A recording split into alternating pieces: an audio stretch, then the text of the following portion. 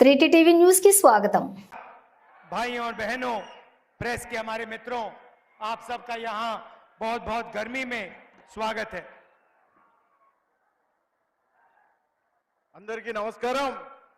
Congress party కార్యకర్తలకు press మిత్రులకు అందరికీ చేతులు జోడించి నమస్కారాలు తెలియజేస్తా ఉన్నారు।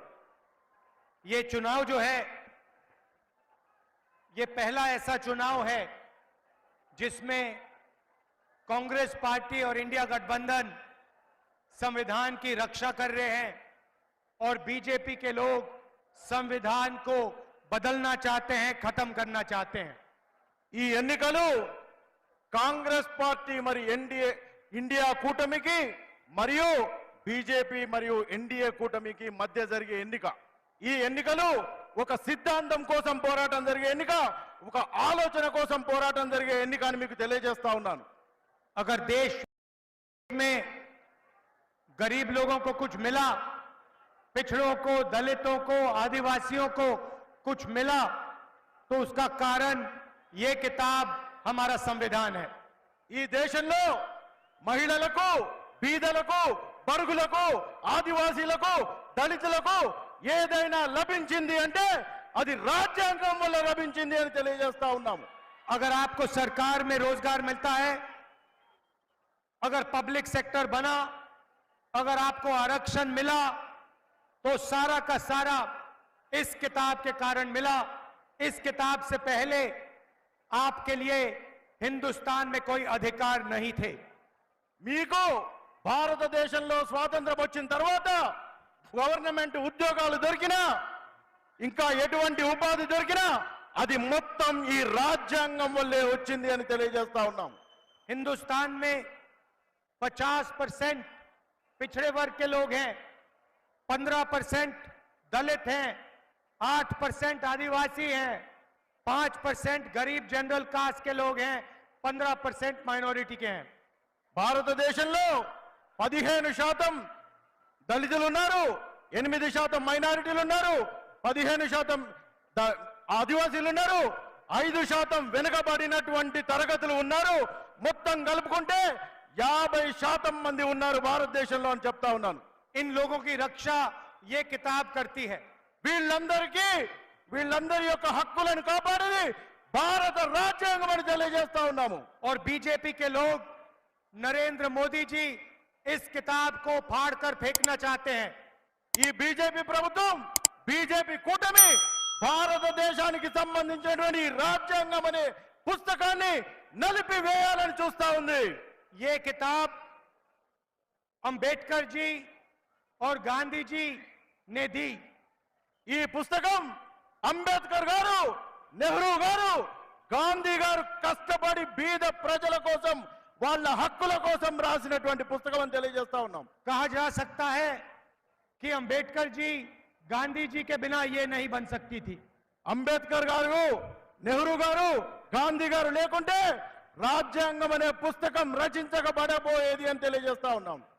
बीजेपी अंबेडकर जी के काम को, गांधी जी के काम को नकारना चाहते हैं, खत्म करना चाहते हैं। ఈ బీజేపీ ప్రభుత్వం అంబేద్కర్ గారు, నెహ్రూ గారు, గాంధీ గారు కష్టపడి బడుగులు, బలహీనుల కోసం తయారు చేసినటువంటి రాజ్యాంగం అనే పుస్తకాన్ని చించివేయాలనే ప్రయత్నం చేస్తా ఉన్నారు అని తెలియజేస్తా ఉన్నాం। तो ये चुनाव इस किताब को बचाने का चुनाव है और कांग्रेस पार्टी और मैं आपको आश्वासन देते हैं कि इस किताब को कोई नहीं बदल सकता, कोई नहीं हटा सकता। ఈ పుస్తకాన్ని బీజేపీ ప్రభుత్వం, వాళ్ళ కూటమి చించివేయాలనే ప్రయత్నం చేస్తున్నారు। నేను, కాంగ్రెస్ పార్టీ, మా మిత్రులమంతా కలిసి మీ హక్కులను కాపాడడం కోసం, ఈ పుస్తకాన్ని కాపాడడం కోసం మీకోసం పోరాటం చేస్తా ఉన్నానని తెలియజేస్తా ఉన్నాను। बीजेपी 2-3% लोगों की पार्टी है। బీజేపీ అనే పార్టీ 22 మంది కుటుంబాలను కాపాడడం కోసం ఏర్పడినటువంటి పార్టీ। जो भी नरेंद्र मोदी जी ने पिछले 10 साल में किया, 22 लोगों के लिए किया। నరేంద్ర మోడీ గారు ఈ 10 సంవత్సరాల్లో చేసింది ఏంటి అంటే 22 కుటుంబాలను కాపాడే పని మాత్రమే చేశారు అని తెలియజేస్తా ఉన్నాం। अदानी जैसे अरबपतियों का उन्होंने लाखों करोड़ रुपए कर्जा माफ किया। అదానీ, అంబానీల కోసం వాళ్ళ బ్యాంకు రుణాలను 16 లక్షల కోట్ల బ్యాంకు రుణాలను మాఫీ చేశారు నరేంద్ర మోడీ గారు అని తెలియజేస్తా ఉన్నారు. देश के सारे एयरपोर्ट, सारे पोर्ट्स, इंफ्रास्ट्रक्चर, डिफेंस इंडस्ट्री, सारी की सारी इन्होंने एक व्यक्ति को पकड़ा दी. భారతదేశంలో ఉన్నటువంటి విమానాశ్రయాలు, పోర్టులు, ఓడలు, విద్యా సంస్థలు, బ్యాంకులు అన్నిటినీ కూడా అమ్మి వేసి అదానీ అంబానీలను కాపాడే ప్రయత్నం చేస్తా ఉన్నారని తెలియజేస్తా ఉన్నారు. और किसानों का, मजदूरों का ये कभी कर्जा नहीं माफ करते. కానీ 16 లక్షల కోట్లు 22 కుటుంబాల కోసం రుణమాఫీ చేసినటువంటి నరేంద్ర మోడీ గారి ప్రభుత్వం భారతదేశ రైతులకు మాత్రం రైతు రుణమాఫీ చేయదు అని తెలియజేస్తా ఉన్నాము. तेलंगाना की सरकार ने गरीब लोगों के लिए बहुत काम किया. తెలంగాణ ప్రభుత్వం బీదలు పేదల కోసం ఎన్నో పథకాలు తెచ్చింది అనే విషయాన్ని తెలియజేస్తా ఉన్నాము. 30,000 सरकारी नौकरियां तेलंगाना के युवाओं को दी. 30,000 ఉద్యోగాలు తెలంగాణ ప్రభుత్వం నిరుద్యోగులకు ఉద్యోగాలు కల్పించే విధంగా చేసింది అని తెలియజేస్తా ఉన్నాము. 10 लाख रुपए का हेल्थ इंश्योरेंस स्कीम आपको दिया. ఆరోగ్య భద్రత కోసం 10 లక్షల రూపాయలు ఉచితంగా తెలంగాణ ప్రభుత్వం కాంగ్రెస్ ప్రభుత్వం ఇచ్చిందని తెలియజేస్తా ఉన్నాము. गैस सिलेंडर 500 रुपए के किए. గ్యాస్ సిలిండర్ 500 రూపాయలకే ఇస్తా ఉన్నామని తెలియజేస్తా ఉన్నాము. महिलाओं के लिए फ्री बस ट्रैवल किया. మహిళల కోసం ఉచిత బస్సులు తెలంగాణలో ఇచ్చామని తెలియజేస్తా ఉన్నాము. और 200 यूनिट फ्री बिजली के आपको दिए. 200 యూనిట్ల ఉచిత కరెంటు కూడా ఉచితంగా తెలంగాణ ప్రభుత్వం ఇచ్చిందనే విషయాన్ని తెలియజేస్తా ఉన్నాము. मैंने आपसे कहा कि हिंदुस्तान में 50% पिछड़े, 15% दलित, 8% आदिवासी, 15% माइनॉरिटी के लोग हैं. తెలంగాణలో 15% దళితులు, 15% మైనారిటీలు, 8% ఇతర వర్గాలు, ఈబీసీలు వెనుకబడ్డ వాళ్ళు మొత్తం కలుపుకొని 50% వరకు ఉన్నారనే విషయాన్ని తెలియజేస్తా ఉన్నాను. उनकी सच्ची आबादी और उनकी भागीदारी के लिए हमने तेलंगाना में कास्ट सर्वे, जाति जनगणना लागू किया है. ఏ కులంలో ఎంతమంది ఉన్నారు, మీ బలం ఏంటి, మీకు ఎన్ని డబ్బులు రావాలి, మీకు ఏం చేయాలి అనే దానికోసం జాతీయ కుల గణన అనేటువంటి పథకాన్ని తీసుకొచ్చి భారతదేశంలో తెలంగాణలో ఉన్నటువంటి ప్రతి జాతి యొక్క బలాన్ని తెలియజేసే పని కూడా తెలియజేస్తా ఉన్నామని తెలియజేస్తా ఉన్నాం. इससे तेलंगाना की जनता को पता लग जाएगा, दलितों को, आदिवासियों को, पिछड़ों को पता लग जाएगा तेलंगाना में उनकी कितनी भागीदारी है और कितनी आबादी है. దీంతోనే దళితులకు, బీదలకు, బడుగులకు, బీసీలకు, ఆదివాసీలకు మీ శక్తి ఎంత, ప్రభుత్వంలో మీ వాటా ఎంత అనేది కూడా తెలుసుకోవచ్చు అని తెలియజేస్తా ఉన్నాం. और यही काम दिल्ली की सरकार आने के एकदम बाद हम करने जा रहे हैं. ఇదే పని, ఇదే పథకం ఢిల్లీలో కాంగ్రెస్ పార్టీ రాగానే అక్కడ కూడా చేస్తామని తెలియజేస్తా ఉన్నాము. और हम पता लगाएंगे कि इस देश के धन में कितना धन दलितों के हाथ में है, कितना आदिवासियों के हाथ में है, कितना पिछड़े वर्ग के हाथ में है. ఈ దేశంలో ఎంతమంది ఆదివాసీలు ఉన్నారు, ఎంతమంది బీసీ బిడ్డలు ఉన్నారు, ఎంతమంది ఎస్సీ ఎస్టీలు ఉన్నారు, మైనారిటీలు ఉన్నారు అనే విషయం తెలిసిన తర్వాత మీ భాగస్వామ్యం ఈ ప్రభుత్వంలో ఎంతుంటే అంతకు తగ్గట్టు మీకు వాటా వచ్చే విధంగా ప్రయత్నం చేసేటువంటి కుల గణనలు తీసుకువస్తామని తెలియజేస్తా ఉన్నాము. छोटा सा उदाहरण देता हूं. हिंदुस्तान में सबसे बड़े मुद्दे महंगाई, बेरोजगारी, मगर मीडिया कभी इन चीजों के बारे में नहीं बोलती. భారతదేశంలో అతి పెద్ద సమస్యలు నిరుద్యోగం, ధరల పెరుగుదల. కానీ ఈ విషయాలను మన మీడియా సోదరులు పట్టించుకోరు అనే విషయాన్ని తెలియజేస్తా ఉన్నాం. क्योंकि मीडिया में ना एक पिछड़ा है, ना एक दलित है, ना एक आदिवासी है. ఎందుకంటే మీడియాలో ఒక్క దళితులు లేరు, ఆదివాసీలు లేరు, మైనారిటీలు లేరు, బీసీ బిడ్డలు లేరు అనే విషయాన్ని తెలియజేస్తా ఉన్నాము. हिंदुस्तान के तो 200 सबसे बड़ी कंपनियों में आपको एक दलित, एक आदिवासी, एक पिछड़े वर्ग का व्यक्ति नहीं मिलेगा. మీకు ఈ మీడియాకు సంబంధించినటువంటి పెద్ద పెద్ద కంపెనీల్లో ఒక్క బీసీ బిడ్డ కానీ దళిత బిడ్డ గాని ఆదివాసీ బిడ్డ గాని పెద్ద పెద్ద ఉద్యోగాలలో ఉండరు కాబట్టి ఉండరు అని తెలియజేస్తా ఉన్నాము. जाति जनगणना से हिंदुस्तान की सच्चाई सबके सामने आ जाएगी. జాతీయ జనగణనతోనే భారతదేశం యొక్క అసలైన కుల ముఖ చిత్రం బయటకు వస్తుంది అనే విషయాన్ని తెలియజేస్తా ఉన్నాను. और क्रांतिकारी राजनीति जाति जनगणना के बाद शुरू होगी. దాని తర్వాత ఒక విప్లవాత్మకమైనటువంటి భారతదేశ ముఖ చిత్రం భారతదేశానికి భారతదేశ యువకులకు అవపడుతుందనే విషయం తెలియజేస్తా ఉన్నాం. बीजेपी रिजर्वेशन को खत्म करना चाहती है. बीजेपी रिजर्वेशन को खत्म करना चाहती है. బీజేపీ ప్రభుత్వం భారతదేశంలో రాజ్యాంగం వల్ల మీకు లభించినటువంటి రిజర్వేషన్లను తీసివేయాలనేటువంటి ప్రయత్నం చేస్తా ఉంది అని తెలియజేస్తా वो ఉన్నాం. हमेशा से रिजर्वेशन के खिलाफ हैं. उनके बड़े बड़े नेता कहते हैं कि रिजर्वेशन खत्म होना चाहिए. आरएसएस के सबसे बड़े नेता ने कहा कि रिजर्वेशन को खत्म कर देना चाहिए. బీజేపీ ప్రభుత్వం వాళ్ళ నాయకులు ప్రతిసారి అవకాశం దొరికినప్పుడల్లా భారతదేశంలోని రిజర్వేషన్లను తీసివేయాలి అనే మాటలు ఎన్నో పత్రికల్లో టీవీ ఛానళ్లలో ఇదే విషయాన్ని చెప్పారు. భారతదేశంలో రిజర్వేషన్లను తీసే ప్రయత్నం మళ్ళీ చేస్తా ఉన్నారనే విషయాన్ని చెప్తారు. आज 50% से ज्यादा रिजर्वेशन नहीं दिया जा सकता. 50% कैप ऑन रिजर्वेशन. ఈ రోజు 50% రిజర్వేషన్లు అమల్లో ఉన్నాయి. बीजेपी चाहती है कि रिजर्वेशन बंद हो, खत्म हो. బీజేపీ ప్రభుత్వం రిజర్వేషన్లు తీసేయాలి, రిజర్వేషన్లను మూసేయాలి అనేటువంటి ఆలోచన చేస్తా ఉంది. ये जो 50% का कैप लगा रखा है, इसे कांग्रेस पार्टी तोड़ के हटा के फेंक देगी. భారతదేశంలో కాంగ్రెస్ పార్టీ ప్రభుత్వం రాగానే 50% రిజర్వేషన్ల కంటే మించి రిజర్వేషన్లు ఇస్తాది అనే విషయాన్ని చెప్తా ఉన్నాము. अगर आपके पिछड़ों की आबादी 50% है, दलित 15% है, आदिवासी 8% है, तो 50% के कैप का कोई मतलब नहीं है. భారతదేశంలో 15% దళితులు, 15% మైనారిటీలు, 8% ఇతర బిడ్డలు ఉంటే మొత్తం కలిపి ఇక్కడే ఒక 50% రిజర్వేషన్లు అయితా ఉందనే విషయం తెలియజేస్తా ఉన్నాను. आज मनरेगा के मजदूरों को 250 रुपए मिलता है. 250 रुपए मनरेगा को मिलता है. మన్రేగా కార్మికులకు అంటే ఉపాధి హామీ కూలీలకు ప్రతిరోజు 250 రూపాయలు మాత్రమే వస్తా ఉంది అనే విషయాన్ని తెలియజేస్తా. हमारी सरकार आएगी तो उसे हम 400 रुपए कर देंगे.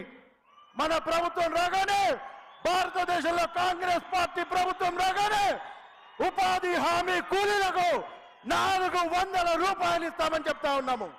जो महिलाओं को, विधवा महिलाओं को पेंशन मिलता है, उसे हम दुगना कर रहे हैं. We are doubling old women's pension. మహిళలకు వాళ్ళకు రావాల్సినటువంటి చేయూత పథకాన్ని డబుల్ చేస్తాము అని చెప్తా ఉన్నాము. जो यहाँ महिलाएं आई हैं, आपसे मैं कुछ कहना चाहता हूं. ఇక్కడికి వచ్చినటువంటి మహిళలకు ఒక విషయాన్ని చెప్పదలుచుకున్నాను.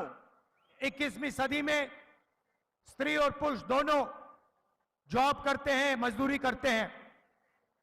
భారతదేశంలోని అన్ని కుటుంబాల్లో మహిళలు పురుషులు ఉద్యోగాలు చేస్తూ ఉంటారు. 8 घंटे आप घर से बाहर काम करती हैं, आपके पति, आपके भाई भी 8 घंटे बाहर काम करते हैं.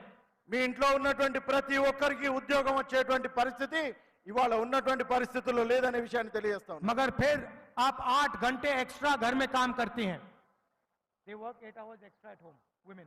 కానీ మహిళలు బయట పని చేసి వచ్చిన తర్వాత, కూలి చేసి వచ్చిన తర్వాత కూడా 8 గంటలు ఎక్కువ పని చేస్తారు. ఇంట్లో వంటింట్లో పని చేస్తారు, ఇంకా ఇతర పనులు చేస్తారు అని చెప్తా ఉన్నాను. तो तेलंगाना के पुरुष 8 घंटा काम करते हैं, तेलंगाना की महिलाएं 16 घंटा काम करती हैं.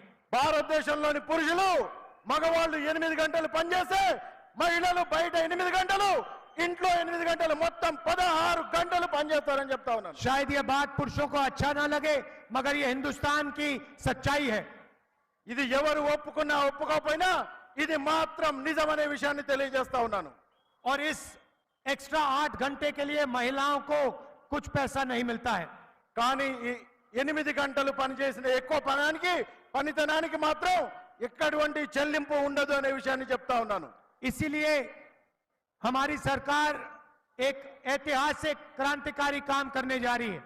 కాబట్టి భారతదేశంలో కాంగ్రెస్ పార్టీ రాగానే ఒక అపూర్వమైన అద్భుతమైన ప్రణాళికను పథకాన్ని మీ అందరికీ తీసుకొస్తాను అని చెప్తా ఉన్నాను. दुनिया में किसी भी सरकार ने ये काम करने का सोचा भी नहीं है। బీజేపీ ప్రభుత్వం ఇటువంటి పని చేసి ऐसे दुनिया में किसी सरकार ने ये काम नहीं सोचा है। భారతదేశంలోనే కాదు ప్రపంచంలోనైనా ఇటువంటి పథకాన్ని ఏ ప్రభుత్వం కూడా ఇంతవరకు తేవాలి అనేటువంటి ఆలోచనను చేయలేదు. हम हर गरीब परिवार की लिस्ट बनाएंगे। మేము భారతదేశంలో ప్రభుత్వంలోకి రాగానే భారతదేశంలో ఉన్నటువంటి ప్రతి పేద కుటుంబాన్ని ఒక లిస్ట్ తయారు చేస్తాము అని చెప్తా ఉన్నాము. हिंदुस्तान के सारे गरीब लोगों की लिस्ट बनेगी। భారతదేశంలో ఉన్నటువంటి ప్రతి కుటుంబం పేద కుటుంబాన్ని గుర్తించి ఒక లిస్ట్ తయారు చేస్తాము అని చెప్తా ఉన్నాము. हर गरीब परिवार में से एक महिला का नाम चुना जाएगा। ప్రతి పేద కుటుంబంలో నుంచి ఒక మహిళను గుర్తిస్తాము అని తెలియజేస్తా ఉన్నాము. और उस महिला के बैंक अकाउंट में साल का 1 लाख रुपया हमारी सरकार डाल देगी। భారతదేశంలో కాంగ్రెస్ పార్టీ ప్రభుత్వంలోకి రాగానే ప్రతి బీద కుటుంబం నుంచి ఒక అక్కకు ఒక మహిళకు ₹1,00,000 ప్రతి సంవత్సరం డిపాజిట్ చేస్తాము వాళ్ళ బ్యాంక్ అకౌంట్ లో చెప్తా ఉన్నాము. 8,500 रुपए हर महीने खटाखट साल के 1 लाख रुपए। ప్రతి సంవత్సరం ప్రతి నెల ₹8,500 టకాటక్ అని మీ బ్యాంక్ అకౌంట్లలో డిపాజిట్ అవుతుంది అని తెలియజేస్తా ఉన్నాము. अगर मोदी 22 अरबपति बना सकता है तो हम करोड़ों लाखपति बना सकते हैं। మోడీ గారు 22 మందిని 22 కుటుంబాలను బాగా ధనవంతులను చేస్తే నేను భారతదేశంలో ఉన్నటువంటి ప్రతి కుటుంబాన్ని ధనవంతులను చేసే పని చేస్తాను అని చెప్తా ఉన్నాను. नरेंद्र मोदी जी ने हिंदुस्तान के युवाओं को बेरोजगार बनाया। నరేంద్ర మోడీ గారు భారతదేశంలో ఉన్నటువంటి చదువుకున్నటువంటి విద్యార్థులను నిరుద్యోగంలో ఉంచారు, నిరుద్యోగులుగా మిగిల్చారు అని చెప్తా मैं ఉన్నాను. 4000 किलोमीटर कन्याकुमारी से कश्मीर चला, रास्ते पे लाखों बेरोजगार युवा मिले, कहते हैं नरेंद्र मोदी ने हमें बर्बाद कर दिया। నేను కాశ్మీర్ నుంచి కన్యాకుమారి వరకు భారత్ జోడో యాత్ర 4000 కిలోమీటర్లు నడిచినప్పుడు ఎంతో మంది యువకులు తమ బాధలు చెప్పారు. మేము పీజీలు చదువుకొని పిహెచ్డీలు చదువుకొని ఉద్యోగం లేక నిరుద్యోగులుగా మిగిలిపోయామనే విషయాన్ని చెప్పారు. उन सब युवाओं से मैं कहना चाहता हूं, हम आपके लिए एक नया स्कीम, पहली नौकरी पक्की वाला स्कीम ला रहे हैं। అటువంటి నిరుద్యోగులకు నేను ఇక్కడి నుంచి చెప్తా ఉన్నాను, మొదటి ఉద్యోగం పక్కా అనే విషయాన్ని తెలియజేస్తా ఉన్నాను. अमीर लोग के बेटे अप्रेंटिसशिप करते हैं, जॉब मार्केट में जाने से पहले 6-7 महीने की उनको टेम्पररी नौकरी मिलती है। వారు పీజీ గాని డిగ్రీ గాని పూర్తి చేసిన తర్వాత మొట్టమొదటి ఉద్యోగంలో అన్ని ప్రభుత్వ ఉద్యోగాల్లో ఎక్కడైనా సరే యూనివర్సిటీలో కానీ ఆసుపత్రుల్లో కానీ వారికి మొదటి ఉద్యోగం పక్కాగా ఉంటుందనే విషయం తెలియజేస్తా ఉన్నాను. ये मौका हिंदुस्तान के बेरोजगार ग्रेजुएट्स को, डिप्लोमा होल्डर्स को नहीं मिलता। ఈ ఉద్యోగం నిరుద్యోగులు డిప్లొమా హోల్డర్లు పీజీలు చదివినటువంటి వాళ్లకు మొట్టమొదటిగా పక్కా ఉద్యోగం వస్తుందనే విషయం తెలియజేస్తా ఉన్నాను. इसीलिए हमारी सरकार हिंदुस्तान के सारे बेरोजगार ग्रेजुएट्स को पहली नौकरी का अधिकार देने जा रही है। కాబట్టి కాంగ్రెస్ పార్టీ ప్రభుత్వంలోకి రాగానే విద్యార్థులకు నిరుద్యోగులకు మొదటి ఉద్యోగం పక్కా అనేటువంటి పథకాన్ని పూర్తి స్థాయిలో అమలు చేస్తుంది అనే విషయాన్ని చెప్తా ఉన్నాము. करोड़ों युवाओं को इस स्कीम का फायदा होगा।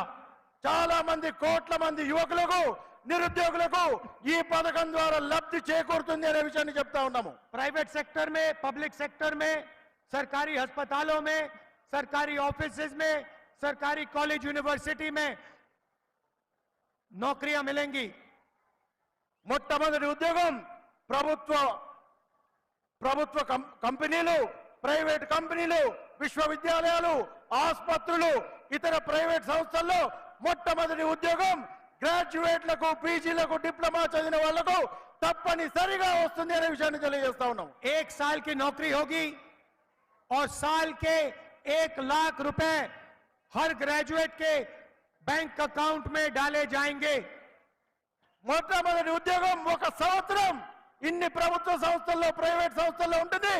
జీతం కింద 1 లక్ష రూపాయలు మీ బ్యాంక్ అకౌంట్ లో డిపాజిట్ అవుతామని తెలియజేస్తా ఉన్నాము. 8,500 रुपए महीने के, 1 लाख रुपए साल के, 8,500 రూపాయలు ప్రతి నెలకు, సంవత్సరానికి 1,00,000 రూపాయలు మీ బ్యాంక్ అకౌంట్ లో వస్తాయని చెప్తా ఉన్నాను. और हिंदुस्तान को दुनिया की सबसे बेहतरीन ट्रेंड वर्कफोर्स मिलेगी. భారతదేశానికి నైపుణ్యమైనటువంటి యువ శక్తి కూడా అభివృద్ధి చెందుతుంది, తయారవుతుంది అనే విషయాన్ని తెలియజేస్తా ఉన్నాను. किसानों के बारे में थोड़ा सा बोलना चाहता हूं. किसानों के बारे में थोड़ा बोलना चाहता हूं. కిసానం రైతుల గురించి ఇప్పుడు కొన్ని విషయాలు చెప్పాలనుకుంటాను. नरेंद्र मोदी जी ने आपका कर्जा नहीं माफ किया. నరేంద్ర మోడీ గారు రైతు రుణమాఫీ మీకు చేయలేదు. याद रखिए, जब हमारी सरकार थी दिल्ली में, हमने आपका कर्जा माफ किया था. భారతదేశంలో కాంగ్రెస్ పార్టీ ప్రభుత్వంలోకి రాగానే మీకు రైతు రుణమాఫీ చేస్తామనే విషయాన్ని తెలియజేస్తా ఉన్నాము. सरकार आने के एकदम बाद हम हिंदुस्तान के किसानों का कर्जा माफ करने जा रहे हैं. భారతదేశంలో కాంగ్రెస్ పార్టీ ప్రభుత్వంలోకి రాగానే మొట్టమొదటి చర్యగా రైతులందరికీ రైతు రుణమాఫీ జరుగుతుంది అనే విషయాన్ని చెప్తా ఉన్నాము. और पहली बार हिंदुस्तान के किसानों को कानूनी मिनिमम सपोर्ट प्राइस मिलने जा रही है. భారతదేశంలో కాంగ్రెస్ పార్టీ ప్రభుత్వం రాగానే కనీస మద్దతు ధర ప్రకటించబోతుంది రైతుల కోసం అనే విషయాన్ని చెప్తా ఉన్నాము. और इससे हिंदुस्तान के सारे किसानों को जबरदस्त फायदा होने वाला है. దీంతోనే భారతదేశంలో ఉన్నటువంటి అందరి రైతులకు చాలా మంచి జరగబోతుంది అనే విషయాన్ని చెప్తా ఉన్నాము. भाइयों और बहनों, कन्याकुमारी से कश्मीर में 4,000 किलोमीटर चला. कन्याकुमारी से कश्मीर तक 4,000 किलोमीटर चला.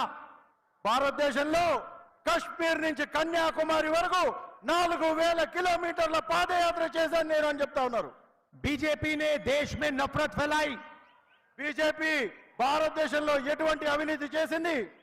जहां जहां भी वो जाते हैं, एक भाई को दूसरे भाई से लड़ाते हैं. భారతదేశంలో ఉన్నటువంటి బిడ్డల మధ్య చిచ్చు పెట్టి విద్వేషాలు రేపి ఒకరికి గొడవలు పెట్టి కొట్లాటలు చేస్తుంది బీజేపీ పార్టీ అని చెప్తాం. हमने नफरत के बाजार में मोहब्बत की दुकान खोलने का काम किया. మేము విద్వేషాల బజార్లో ప్రేమ దుకాణాన్ని ఓపెన్ చేసేటువంటి తెరిచేటువంటి కార్యక్రమాన్ని పెట్టుకున్నాము అని చెప్తా ఉన్నాము. हिंदुस्तान को जोड़ने का काम किया. భారతదేశాన్ని ఏకం చేసేటువంటి పని చేస్తా ఉన్నామని చెప్తా ఉన్నాము. नफरत से किसी का फायदा नहीं होता, मोहब्बत से देश आगे बढ़ता है.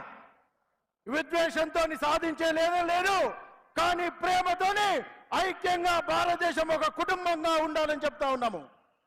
मैं आपसे कहना चाहता हूं कि आप गरीबों की सरकार चुनिए, किसानों की सरकार चुनिए, पिछड़ों, दलितों, आदिवासियों की सरकार चुनिए. నేను మిమ్మల్ని అందరినీ కోరుతా ఉన్నాను, మీరు బీదలు, దిక్కులు, దళితులు, ఆదివాసీలు, మైనారిటీలు ఉన్నటువంటి వాళ్ళ సంక్షేమాన్ని చూసేటువంటి ప్రభుత్వాన్ని ఎన్నుకోండి అని చెప్తా ఉన్నాను. नरेंद्र मोदी जी अरबपतियों की सरकार चलाते हैं, वैसी सरकार से हिंदुस्तान का फायदा नहीं होगा. నరేంద్ర మోడీ గారు ధనవంతుల కోసం ప్రభుత్వాన్ని ఏర్పాటు చేస్తారు, ధనవంతుల కోసమే ప్రభుత్వాన్ని నడుపుతారు అని చెప్తా ఉన్నాను. దానివల్ల భారతదేశానికి ఎటువంటి మేలు జరగదు. आप सब दूर दूर से आए, इतनी गर्मी में आए, इसके लिए आपको दिल से धन्यवाद करना चाहता हूं. మీరందరూ ఎన్నో ప్రాంతాల నుంచి దూరాల నుంచి ఇంతకు ఎండకు ఓర్చుకొని ఇక్కడికి వచ్చినందుకు మీ అందరికీ ధన్యవాదాలు తెలియజేస్తా ఉన్నాను. हमारे कैंडिडेट हैं, इनको आप भारी बहुमत से जिताइए. మన